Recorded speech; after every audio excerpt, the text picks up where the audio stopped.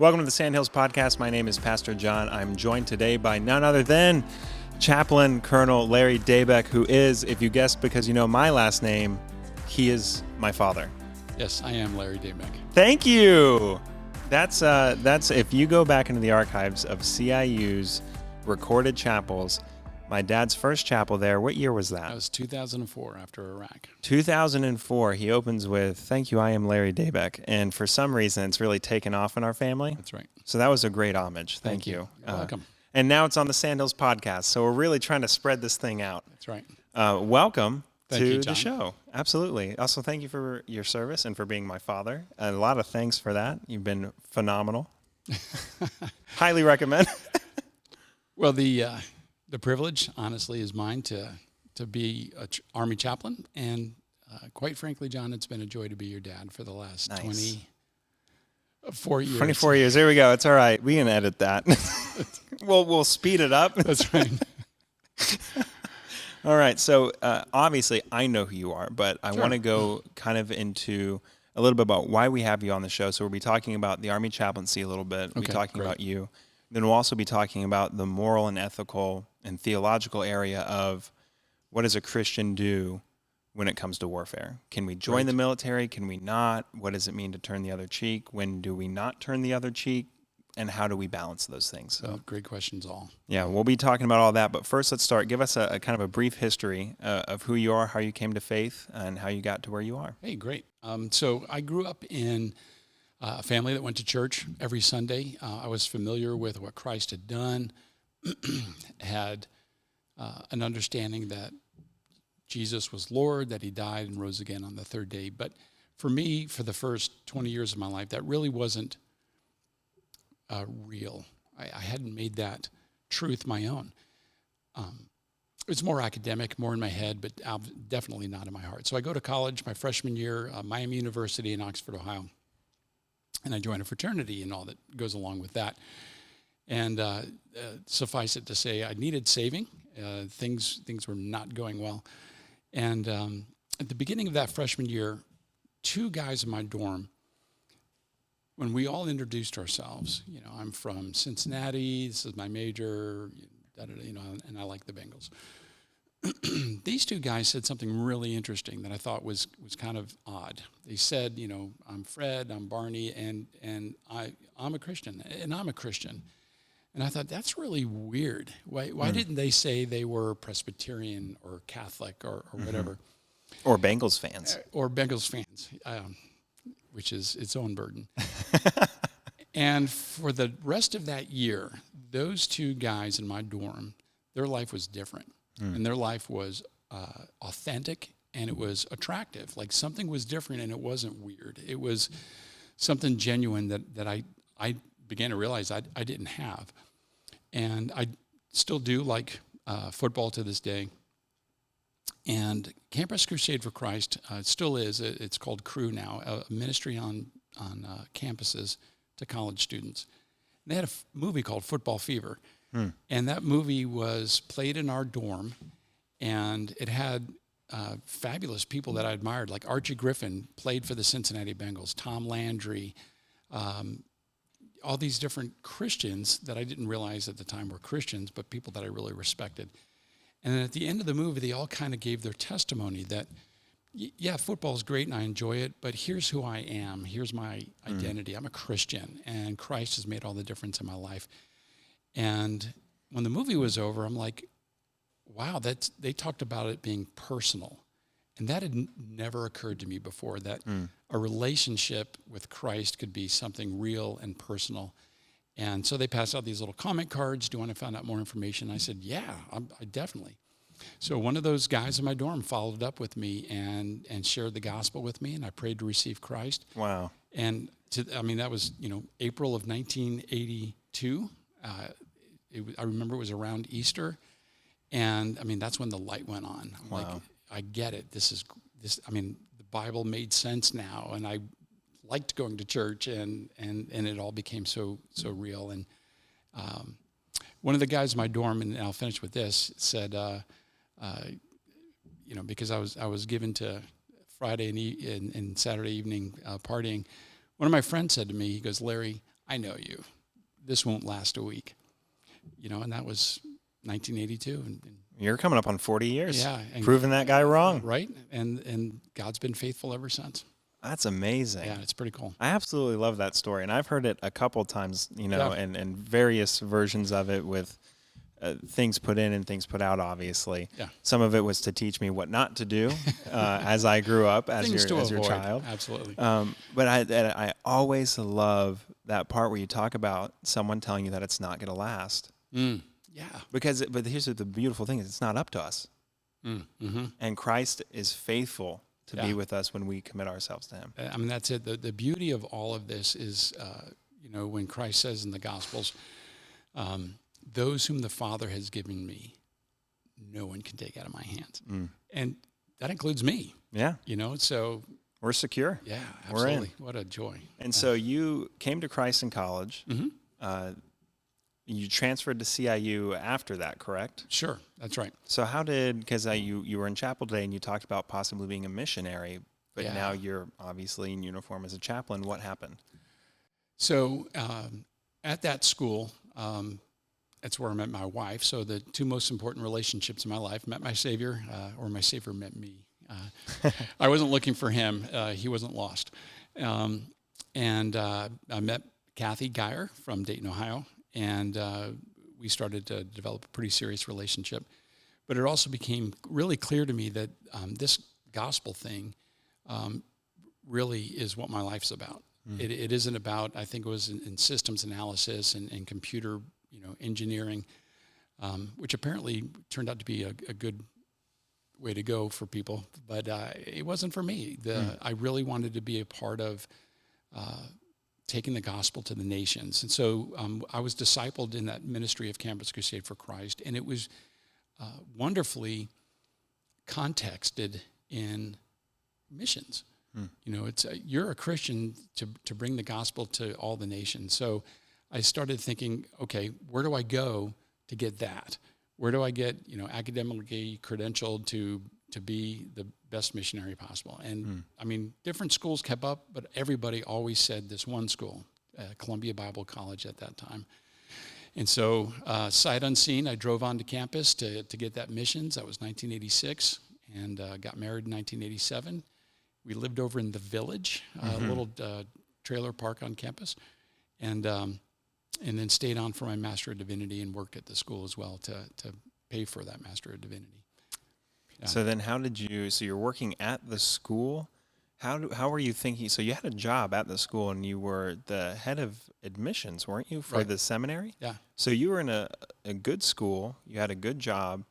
Why have the pull to ministry, to either a missionary context, and when did the Army come into it? Oh, okay. So we got aligned with a denomination to go to Eastern Europe. So the wall had come down from the Soviet Union in 1990, 1991. Mm-hmm. And so we really wanted to be a part of going to Eastern Europe and ministering there. And my grandparents are from Poland. So the opportunity to go back into Poland or to that area and help the church to disciple and to build evangelists as well to go out was really where we were going. But you've hit on something that's interesting. So having a comfortable job in a good ministry, I loved CIU, wound up being the director of recruitment as well. So that was over college and seminary admissions and financial aid. I had 17 people on our team. I'm like, I could coast. Mm-hmm. I could just, hey, I'm contributing to the kingdom. This is a Christian place. I'm doing Christian things. And God just, kept hounding me, don't get comfortable. This is not where you're going to stay. Mm. So what was interesting also at the same time as my wife and I were really beginning to sense that this cross-cultural Europe thing may not, we'd been accepted by a mission board. All we had to do was turn on support team building. But we had this sense that this may not be it. And so we had the mission board director over at our house every year just to kind of get an update where we're going, what's next. Mm-hmm. And he said a fascinating thing. This was so liberating. He said, hey, I just want to let you know, you guys are awesome. You're exactly who we're looking for. You've already been accepted. You've passed all the tests. We're ready to just start support team building. And we're not sure the Lord's in this anymore. And we're like, neither are we. Convenient. Right. It was just so good of the Lord to put it on somebody else's heart. So it's not like a confirmation. Yeah, really. So, otherwise, it's kind of a Jonah thing. You wind up going someplace you're not supposed to go, and you bring everybody else down with you. Yeah. And so my brother-in-law, my wife's sister's husband, was in the Army. He's an officer. He's an aviator, flies helicopters. And we were on spring break with him and his family, your cousins. And, Uncle Greg. That's right, Uncle Greg. And we kind of joke. He said, you love God, you're ordained, you're marginal with people. Why don't you think about being an Army chaplain? And I'm like, oh, that's interesting. The chaplain school's right there in Columbia, South Carolina. And I got some advice from my pastor. I sought out the counsel of people who knew me and Kathy well, knew our lives well. And it was just like God made it so clear that if we didn't do this, we would be out of his will. And I don't go there often. I'm like, you're in his will, you're out of his will. But we got confirmed at every step that this is what God was doing for our family, not just for me. And then a year later, I was at Fort Hood, Texas as a battalion chaplain, and been doing that ever since the last 21 years. Wow. And it's so cool to hear that, because you realize that call to missions was completely legit in preparing your heart for the ultimate mission that he had in this season of life. And so that's, I think, one of the things that's so important, especially for our younger listeners who are around my age, because it can be very difficult to think, okay, I graduated, I need to find my one passion. I need all the answers. I got to know now. I've got to be in it now. Yeah, exactly. And not true. The Lord uses so many things to prepare us for what he's calling us to. That's absolutely you were at CIU for 14 years. Yeah. I thought I'd be there for 2 years. And you 3. barely made it in the Army. Yes. You were close. You were close on the age thing, but the Lord was ready. There's an age. Sorry, Gramps, not for you. But you made it in. Yeah. And now you've been in over 20 years, right? Yeah, it'll be 21 this May. Wow. Yeah. And you've been deployed 3 times? Yep. Iraq 2 times, Afghanistan once. But let me circle back to that idea of clarity of calling. I think the thing that the Lord is looking for the most, that we realize, and I've heard it expressed this way, you don't have to know where the ship is going. Just untie from the dock and start going. And God is going to be faithful to give you the direction, the guidance, the wind, everything you need for the voyage. But you got to untie from the dock. You're not going to go anywhere if you just remain tied, wringing your hands going, oh, what's God's calling my life? Where am I supposed to? Hey, just start going. And, you can plan your way, and God's going to direct your steps. Absolutely. That's a promise, and he's going to do it. So, you don't have to have all the, just take one step, and God will show you what step number 2 is. Absolutely. Yeah. And follow him in faith, and knowing that when you untether, you've got a real captain. Who knows what he's doing. He's done this before. He knows he's got a plan. He's got a plan. He's got the charts. I was wondering if you could share with us, what's one of the coolest things you've gotten to do in military ministry? There's obviously, you talked today in chapel about tanks. I remember tanks growing up. They were awesome. But you've got a wealth of experiences. What's one of the coolest things? So, the cool factor, there's a couple of things that are just flat out fun, right? So, being in a tank battalion, watching tanks roll down, and having, at that point now, the guys who are the commanders of those tank platoons and tank companies are now my friends. They're captains, I'm a captain, they're 27, I'm 37. But to see how the Army works and moves and shoots and communicates is really an amazing thing. So, 99% of us don't have any contact in America with somebody in the military. I was amazed to see what they do and to see, quite frankly, the level of responsibility given to a 27-year-old officer who is now has 100 soldiers and $1 billion worth of tanks, and they're responsible for all of that. Yeah, and they do it well. I mean, that was the fun, kind of cool thing. but as I went along, I think my third deployment when I went to Afghanistan, I got to be the command chaplain for all of Afghanistan, U.S. and NATO special operations. So Army, Navy, Air Force, Marines, special operators. And that really had a very amazing, unique ministry that you're just not going to get anywhere else, even in the broader Army. So that opportunity to work with the special operators was, again, like another layer in of things that you don't get to normally see, and to see their professionalism. And there are a lot of Christians in special operations because they realize they're at the tip of the spear. Yeah. And they've got to be right with the Lord on a daily basis just to enjoy his presence and his word, let alone be ready to make the ultimate sacrifice. Absolutely. What's been one of the most challenging aspects of being an Army chaplain? Well, I'd say there's two things. One is the reality of what we do in combat. So, before you go to combat, you'll be the chaplain for your forces. I'm responsible, well, the commander is, but I work for the commander to make sure that the religious requirements of all of their soldiers are taken care of, whether that's Christian or not. But for the Christians especially, I provide direct ministry to them. Because that's your denomination perspective and your faith group perspective. And I've got to be faithful to that. I won't compromise on who I am biblically and to be an authentic evangelical Christian. And one of the ways that plays out is in the reality of death on the battlefield. So, I mentioned this morning, a good friend of mine came to chapel every time in combat, a sergeant.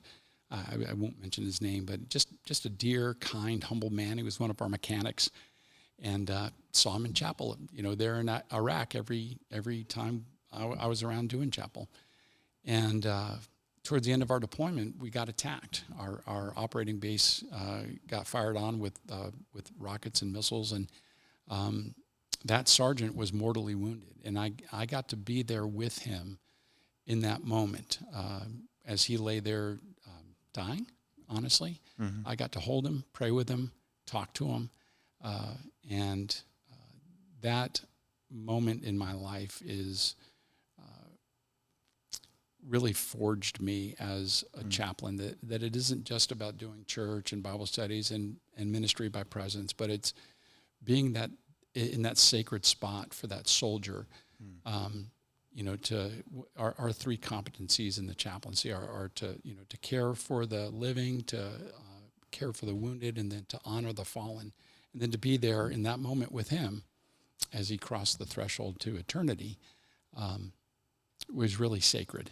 And so that was a very significant moment in my army. So that's a challenge to answer your question, but it's also, and it's hard, but it's good.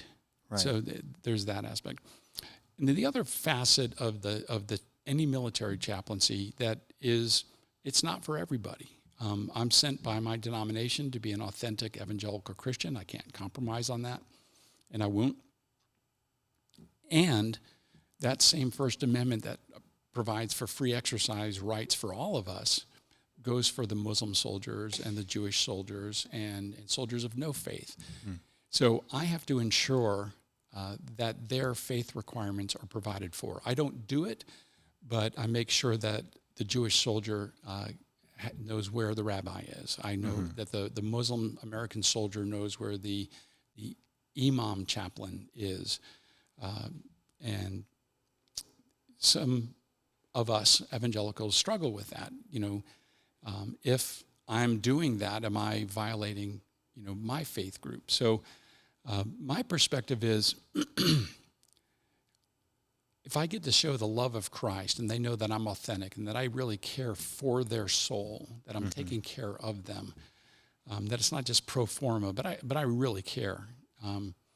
They'll come to me with their family problems. They'll come to me with any other issues that I can counsel them on. And Lord willing, I will be planting a seed. I may not be the one that's reaping it, but somewhere down the line, they said, hey, Chaplain Dabeck, really took care of me. And, sometimes Christians kind of give us the cold shoulder, but that guy really cared.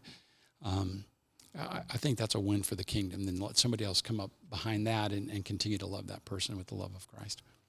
Absolutely. And I think that's such an incredible ministry that you get to have, because in no other ministry that I can think of do you get to have such a comprehensive involvement piece of everyone's life that you're ministering to. Oh, yeah. You get to, as a pastor, I can't just roll up to one of my congregants' jobs and sit behind them at the desk and be like, so what you doing? You want some Skittles? But a chaplain gets to walk around, with some Skittles, and you're in the motor pool, and everyone's like, nice, chaplain's here, got some Skittles, and you can talk to them. John knows some of the lingo. So a motor pool is where all of our trucks are. So the cool thing is if I'm in my office, I'm wrong. I'm really supposed to be, whether we're in the field practicing or whether we're in combat or whether we're just in garrison and we're working on our trucks. I've got to be out and about with the soldiers. It's really the best incarnational, immersive ministry of presence I could imagine. You're absolutely right. If you're a pastor, you're not going to show up at IBM and just kind of walk into somebody's cubicle or their office. Yeah, they'll ask you to leave. Security. This man doesn't have a pass. That's right. Where the Army is expecting you to do that. If you're not doing that, you're missing the greatest place of your ministry. Absolutely. Yeah. And so with that, one of the biggest things that's been really popular in our culture, Hacksaw Ridge was a wildly popular movie that came out. And in it, famously, a pacifist wants to serve in the military but doesn't want to hold a weapon, and so joins the medical corps, right? Wanting to help soldiers. And so you also, as a non-combatant, don't carry a weapon or anything like that. Right. And so a lot of people see that as a way that a Christian can take part in the military. But I want to talk about the Christian who is carrying a weapon. Okay. Yeah. What's the theological mindset? What permissions do we have biblically, and how can we take part in warfare when we see passages that say things like, turn the other cheek? Sure. That's a great question.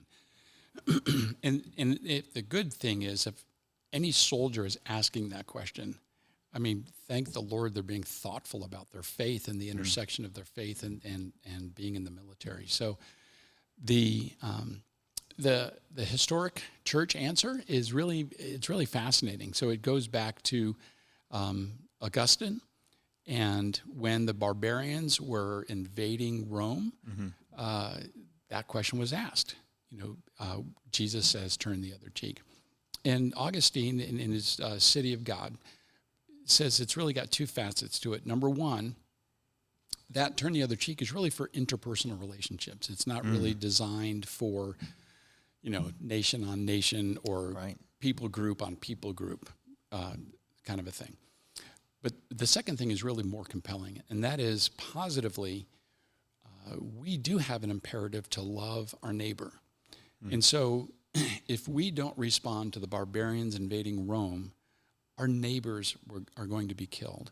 So if God is calling you to love your neighbor enough to offer your life up for their sake, to protect them and to safeguard them, then that's a noble calling. And it is a calling. Check with God on this, but neighbor love is really the biblical reason, if you have that call, to protect the lives of others. And I think that it's also goes into the mindset of, where do we want Christians to be in positions of influence at every level and throughout every society? That's the amazing thing about being Christians, is we can integrate into so many different things, and we're called to. But then also, when you have an army on the front line, you can look at historical warfare throughout any time in history, and it can get pretty ugly pretty fast. Sure. And the question is, who do you want in positions of influence to help do war correctly and not take it too far and not go beyond the battlefield in a foreign place? No, I've had wonderful, godly Christian commanders. I've had one or two that, were very neutral on faith. It is a civil society and a liberal democracy. There are, candidly, there are some atheists out there who are people of ethical character. Absolutely. That I might want to be my commander, other than some other people that might Pop up, right? Say they're Christians, or but Sure. their lives are a little different. But I think even in that scenario, I think when you think of the ethics of warfare, it's really called the just war tradition, that we're doing the right thing the right way under the right conditions for the right reasons. That's based on, again, Augustine. So even the ethics of warfare is standing on the shoulders of the church.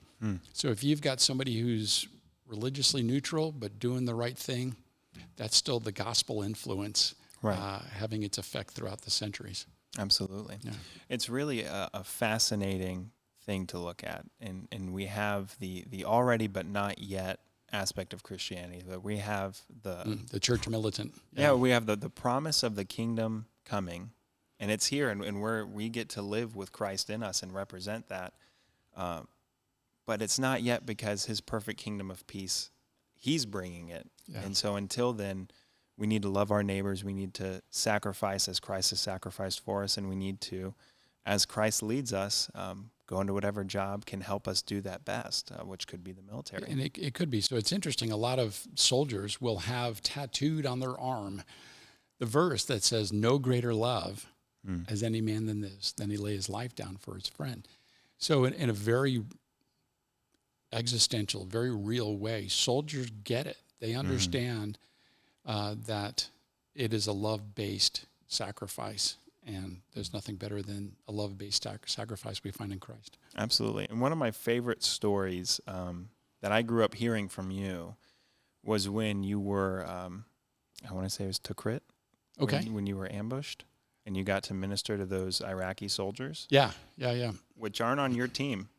That's the other side. But and that's why I think it's so beautiful when Christians are in positions like this, because you got to represent Christ even to what on paper should have been your enemy, but you bring Christ into the conversation, say this is a person, this is someone made in the image of God that I can minister to, because they're not fighting right now. No, they're out of the fight. They're human. We're human. Yeah. This is happening. And so to get to do ministry like that, I think is a perfect example of kind of what we're talking about here, that when you've got Christians in positions of influence like that, it's not about the warfare, it's about the people. And you're laying down your life for the people back home, but also we're all humans, and when the fighting's over, and we can show love and compassion and grace and restoration. Yeah. And this is great. If anybody wants to look it up, those just war principles, there's a good book by a guy named Dr. Dan Bell. It's called Just War as Christian Discipleship. And his premise is that just war theory, just war tradition doesn't belong to the politicians. It belongs to the church. That we should be setting the conditions for our parishioners to understand that if we fight, it's so that the peace we imagine as an outcome is better than the peace we have if we don't fight. And that by fighting well, rightly, under just principles, for just reasons, it's also for the enemy's benefit. The peace that they will enjoy on the other side of that is better than the conditions that they have now. The other caveat to that is that the just war really focuses on a defensive war. You can't be the offender. You can't go on the offense. But if that other country fights you, then you can respond as a Christian. And the sooner you do it, that this is over, the less of them die, the less of us perish, and that the peace that they can experience is better than what they have now.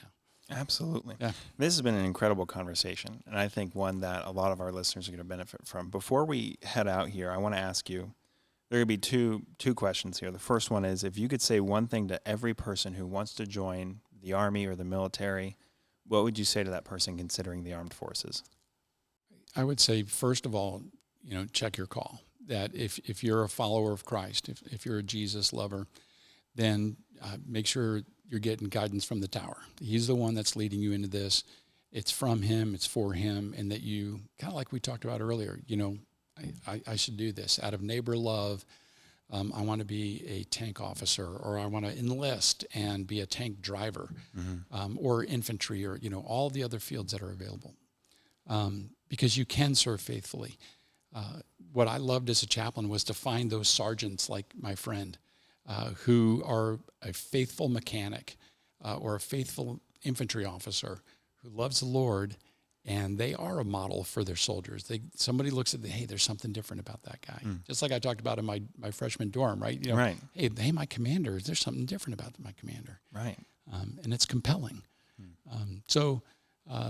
But it's not for everybody. It's a tough life. There's a lot of time away from home. So as you well know. I do know. That's I do know. But it's for a good reason, and I could not be more proud of you and the sacrifices that you've made, and thank you for that. I love you. I love you too.